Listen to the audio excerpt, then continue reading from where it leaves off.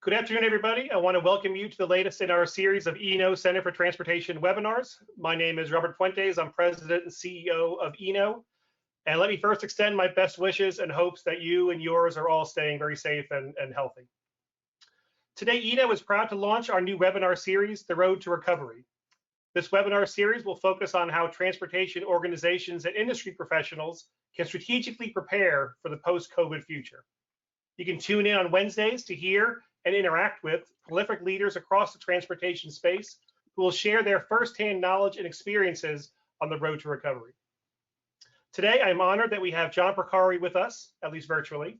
John has held numerous leadership positions inside and outside of transportation, including 2 stints as the Secretary of Transportation for the state of Maryland. He is currently president of U.S. Advisory Services for the global engineering firm WSP. And from 2009 to 2014, John was the Deputy Secretary at the United States Department of Transportation. John, thank you very much for being with us here today. My pleasure, Rob. For those joining us live, you can submit questions for John using the questions function on the webinar website at any time to submit. You don't have to wait to submit questions. So as viewers will certainly remember, the Great Recession lasted from December 2007 to June 2009. According to the United States Department of Labor, roughly 8.7 million jobs, about 7% of the workforce, was shed during that time, and real GDP contracted by 4.2%. At the time, it was the worst economic downturn since the Great Depression 75 years prior.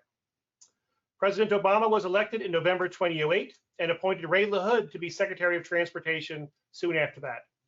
I do remember talking to folks during the transition, like in January of 2009, and it was a very challenging time. We were losing, I think in January 2009, we lost 850,000 jobs in this country. It really seemed like an unimaginable amount at that time. John was nominated to be Deputy Secretary in April 2009 and confirmed by the Senate soon after. Now, things obviously started to turn around right around the but in that April alone, we still lost 70,000 jobs in that month. So John, help set the scene for us what was going on. As Deputy Secretary, you are the CEO or the COO of a department with a $70 billion operating budget, over 50,000 employees worldwide. So now you have to not just run this complex department and all the different agencies and modal administrations, but also play a critical role in implementing the stimulus package, the American Recovery and Reinvestment Act, which was passed in January of that year, which provided billions of dollars for transportation spending. So help us understand what was going on at the department and what was it like when you arrived there in that spring? At the USDOT level, it was really clear that we had and have a very committed career staff that took this sense of urgency and translated it into a really unique process where it was very visible and transparent, online tracking of projects available to any citizen by zip code, weekly reporting requirement, working with every one of the states. And Vice President Biden led a process at the White House with all the deputy secretaries where his staff and he were combing through all the Recovery Act projects, looking for laggards, looking for any potential bridges to nowhere, of which we had none, by the way, and really increasing that sense of urgency, if anything. I was reminded at the time that it must have been what the early days of the New Deal were, with FDR's phrase of bold, persistent experimentation, because we tried a lot of things, programs that had never been done before, like Tiger program, Cash for Clunkers, where we started from zero and we're expected to boost the sale of about 60,000 vehicles a year, and it ended up being 700,000 vehicles. So it was all hands on deck, but it was really working with and bringing out the best in the 55,000 DOT employees worldwide that really wanted to make a difference.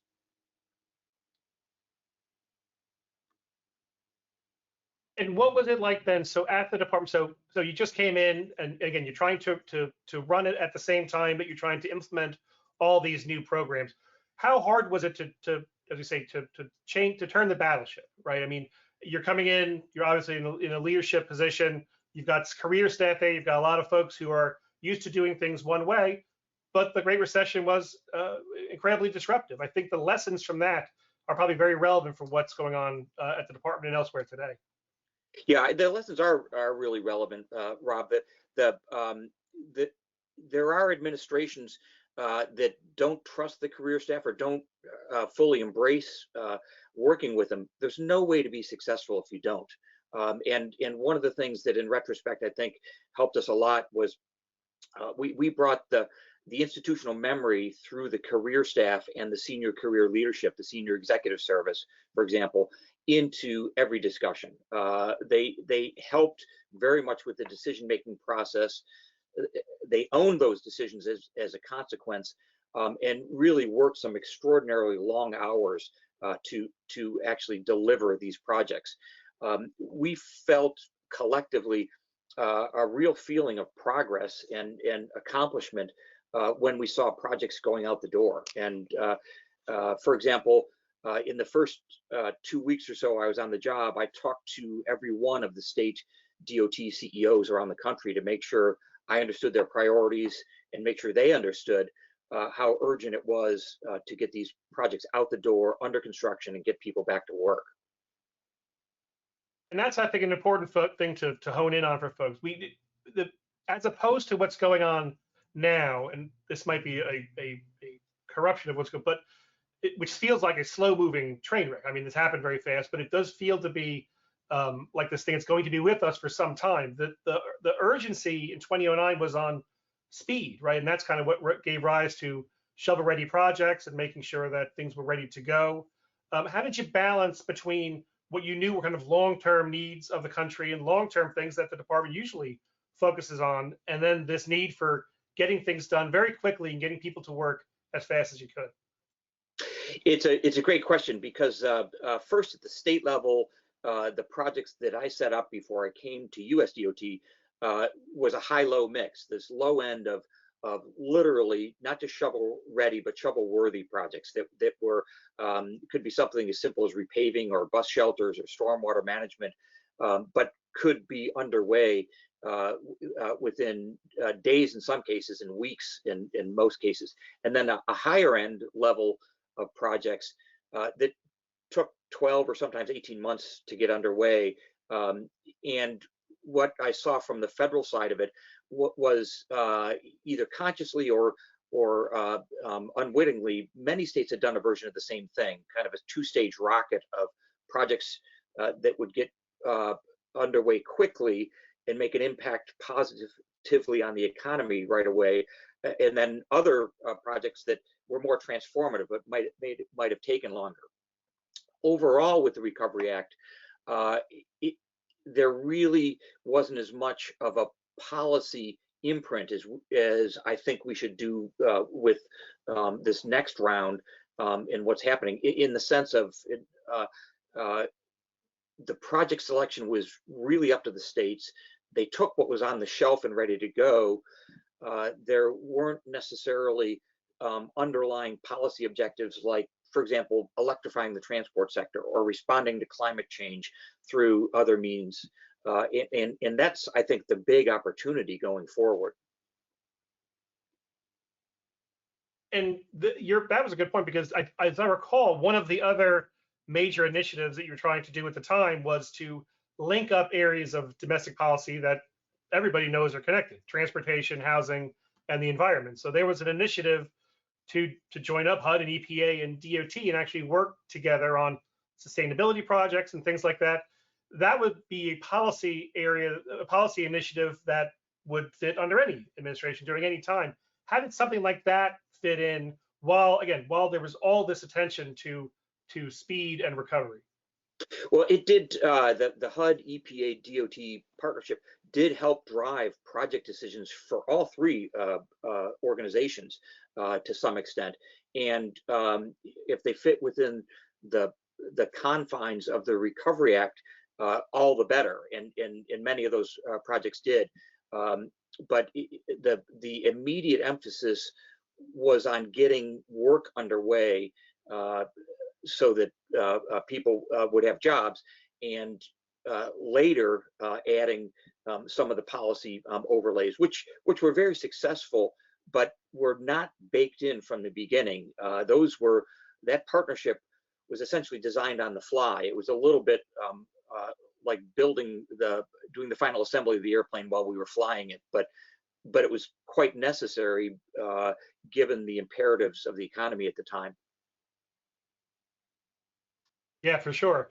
And so for the Tiger program, for example, it's another example of something that I think your point is well taken, but that was something that was born out of the recovery package, right? It kind of gave the opportunity to do kind of experimentation, like you were saying.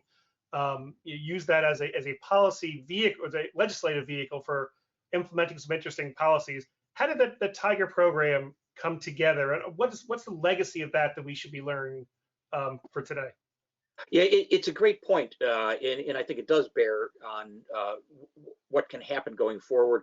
The Tiger program came from the Recovery Act, and notably, it was the first direct federal relationship with local jurisdictions. The first time on the U.S. DOT side that we directly heard from local jurisdictions on what their priorities are. And because it was a merit-based selection process, because things like benefit cost, maximizing the return of tax dollars was part of it, it led to some really interesting projects, and the kind of projects that typically didn't fit neatly into the silos that exist within DOT. So they often were things like transit projects in highway right-of-way, as one example. Maritime projects that tied into freight rail.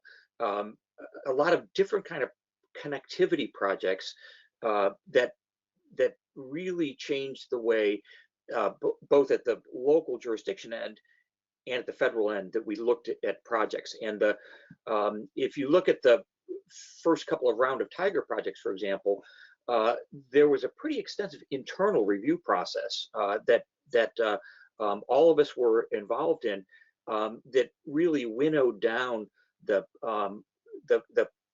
projects that were selected, and there was far more demand as there is today than there was available funding. But it was one of the first federal programs in infrastructure that actually encouraged innovation and put a premium on working across the silos at both the federal level and the local level.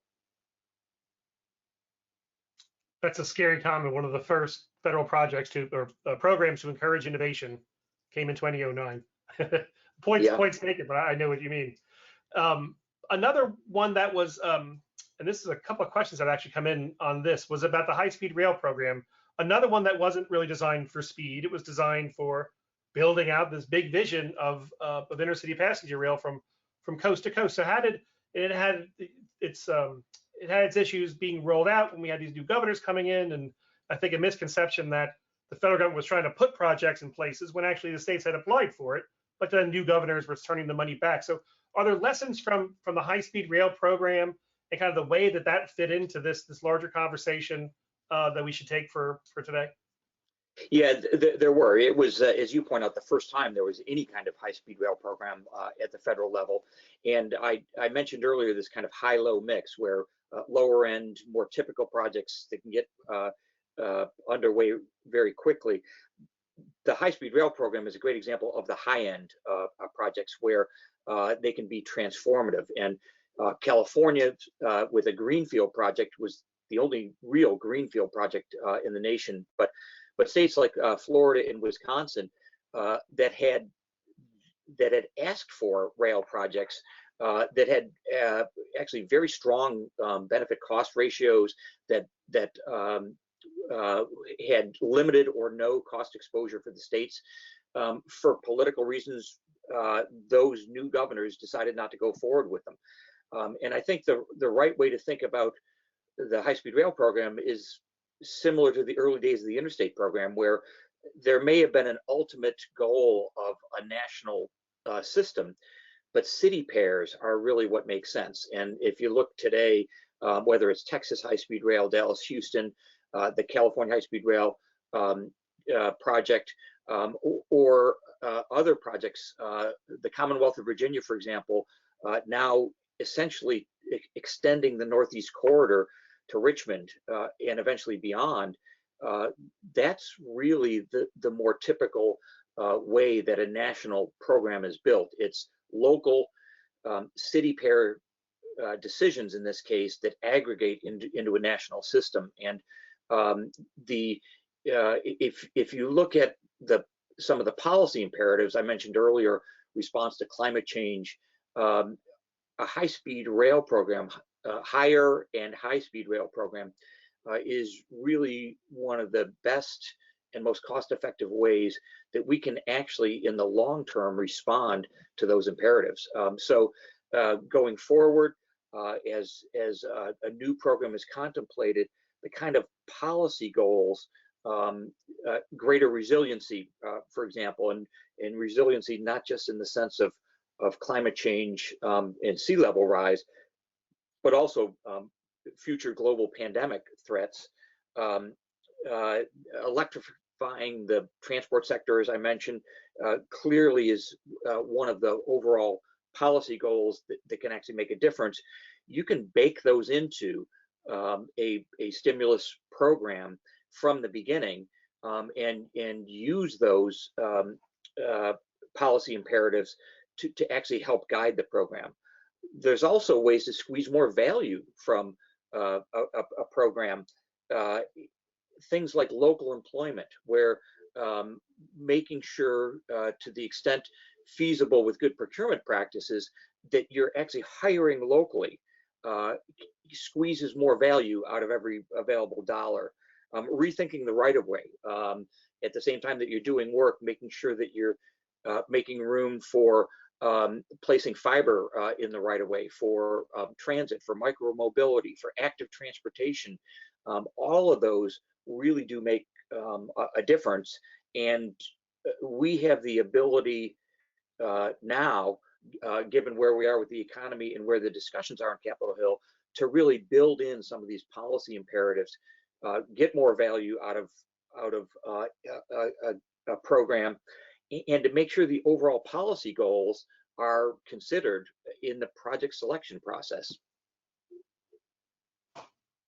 And I'm glad you focused on that. That's where we're seeing a ton of questions and comments coming in from the viewers and listeners. Obviously, everybody wants to extrapolate those lessons for what's going on today. And before we get into some of that, let me just ask a couple bigger questions. Given that's obviously where people want to go, is there a difference between the crisis that we were facing in 2009 and that time than what's happening today? That was obviously an economic crisis back then. This is still an economic crisis, but it's also a public health crisis. When you think about bringing people back to work, this isn't just a matter that jobs have disappeared, but there's all kinds of issues around childcare and how we're going to give people the ability to work at these jobs very safely. So this may be an unfair question, but are there lessons from the recovery effort in 2009 that we can extrapolate for the public health crisis we're facing today? Yes, I think there are. From the beginning in 2009, a lot of the discussions were about just the urgency of getting projects out on the street and underway without the larger policy context. We had those discussions at the time, but the selection of projects was very much done at the state and local level. The difference is, given what we know about COVID-19 and the future pandemic threats, there's really an imperative to redesign the public space, including the right-of-way, in ways that we haven't thought about before. So maximizing the flexibility of it, the utility of using the right-of-way for not just passenger vehicles, but making sure that it's flexible and usable for different mixes of transit and passenger vehicles, micro-mobility, active transportation, as I mentioned. Those kinds of discussions are what we should be having right now, so that we can actually not just restart the economy and rebuild the economic progress through infrastructure, but actually build a different and better future. And I think it's very encouraging that you're hearing a lot of those discussions right now about what we want to do differently and how community serving infrastructure can actually build a better quality of life and be more resilient for the next threat.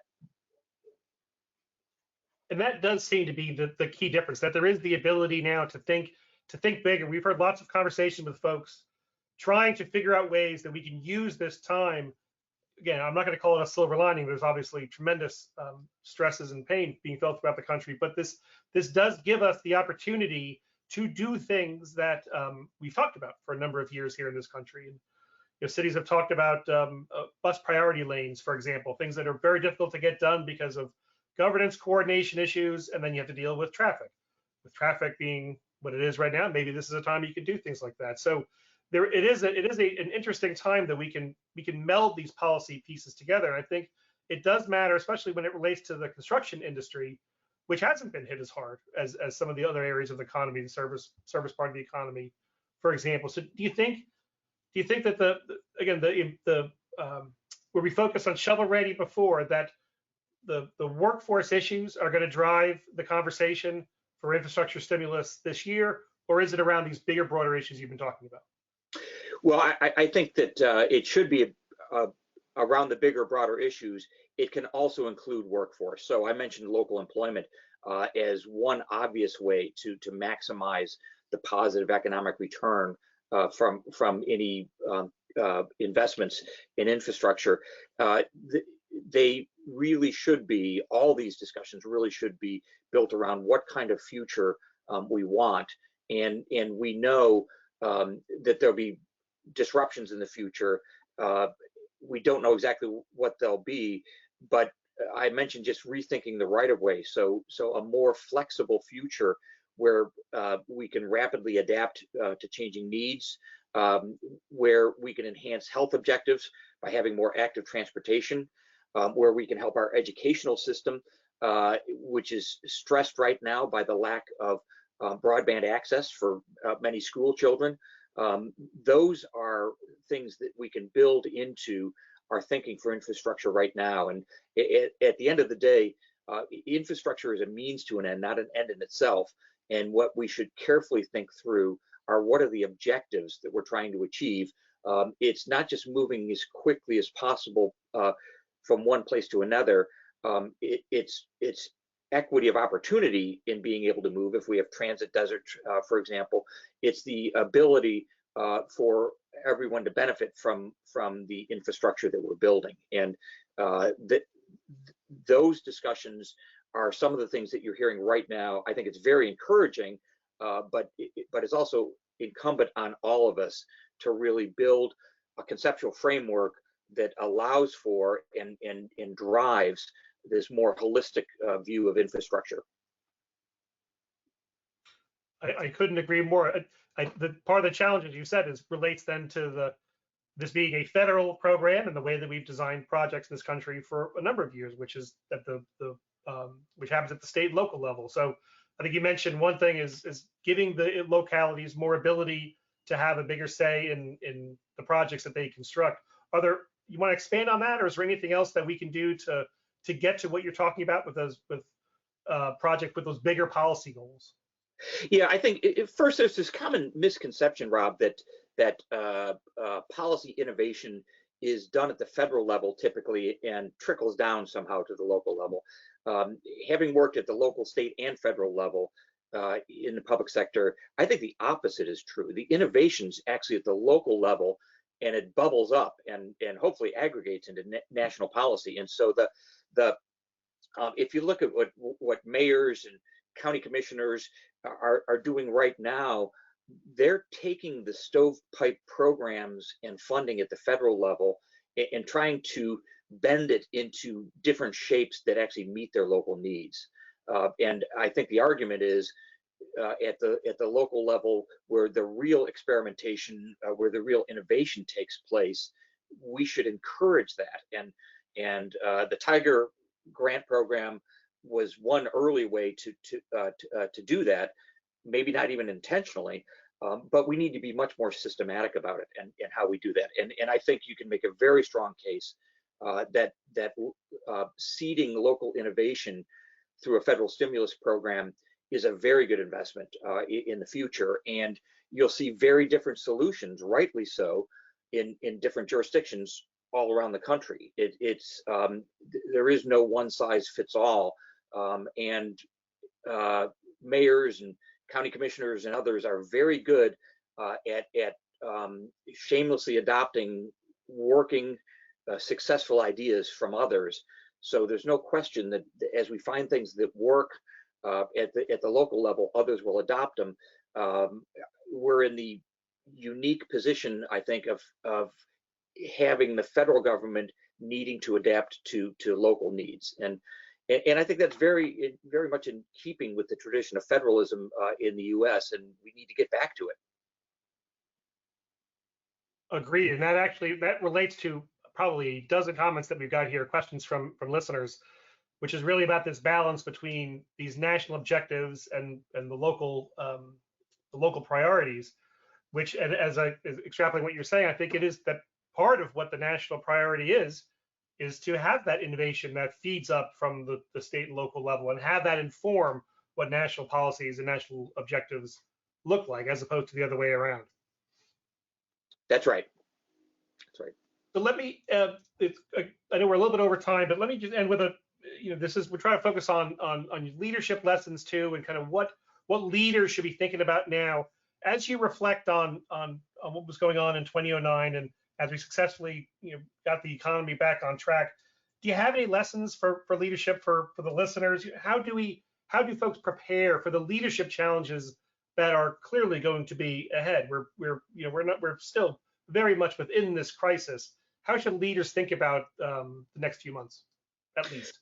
Well, first and foremost, think of it as a partnership. So the way that we were delivering infrastructure through the Recovery Act was with federal funding, but local choices. And where it worked best was when we had built a working relationship, whether it's with a state DOT, a mayor, or anyone else. That kind of relationship is absolutely crucial, because these projects are hard. Nothing ever goes exactly according to plan. You need to trust each other. You need to adapt as you go along. And at the time, I think we felt a real sense of partnership in delivering this, a common sense of purpose. And whether that was within the department or with our state and local partners, that really permeated everything that we did. It was giving a lot of flexibility at the local level, but at the same time, having blunt conversations that this is a really dumb project. Are you sure you want to do this? And there were a few of those.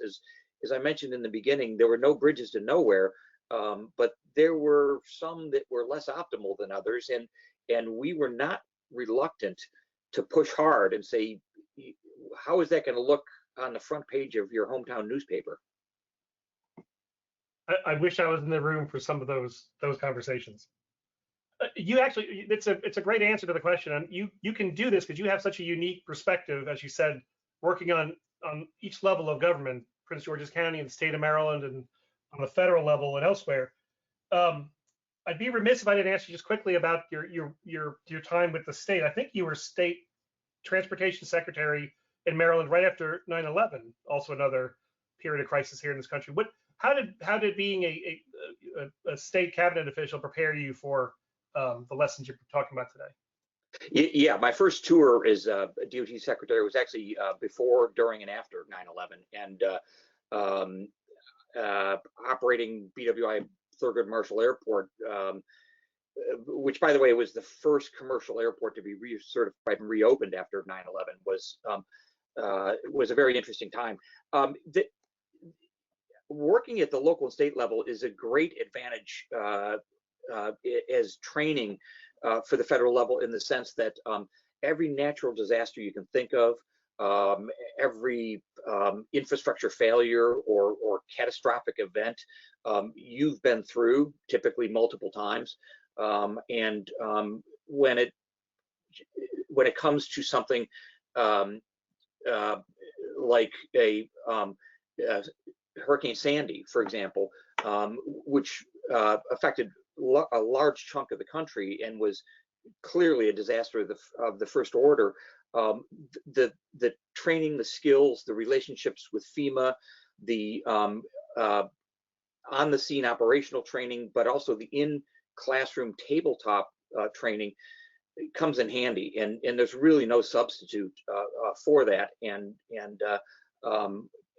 so it was whether it was within aviation at FAA or surface transportation, those kinds of incidents that you have at the federal level, you've typically been through at the state level, and that is great experience. And I would I know at the state and local level, a lot of it is on the job training. So there is great tabletop training available that actually helps you through those processes. So I'd highly recommend it. I've heard you say that on the job training before. I think for listeners, that's something you certainly should keep in mind, and as a takeaway from this conversation, it clearly is where the rubber hits the road. I know we're well over time.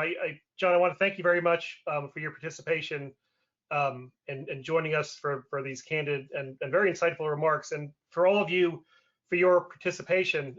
We're all in this together. We've obviously just started to scratch the surface here. There's again a ton of questions that have come up we didn't even come close to addressing. We are going to continue this webinar series at ENO on Wednesdays. So we're going to try to deal with some of these questions.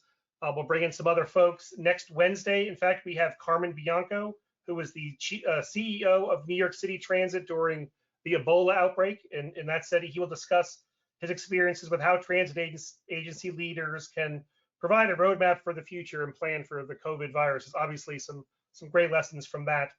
We also have two other webinars over the next week, one on Thursday, May 14th on the travel impacts of teleworking, and one next Tuesday on transportation cybersecurity. You can find information about these and all of our webinars at www.enotrans.org. While you're there, you should check out and subscribe to ENO Transportation Weekly, a really invaluable source on all aspects of transportation policy and practice, and critically important in these days ahead of us. So, John, again, once again, I really want to thank you so much for participating, for your advice, candor, and guidance, and thank all of you for your participation. Have a fantastic afternoon.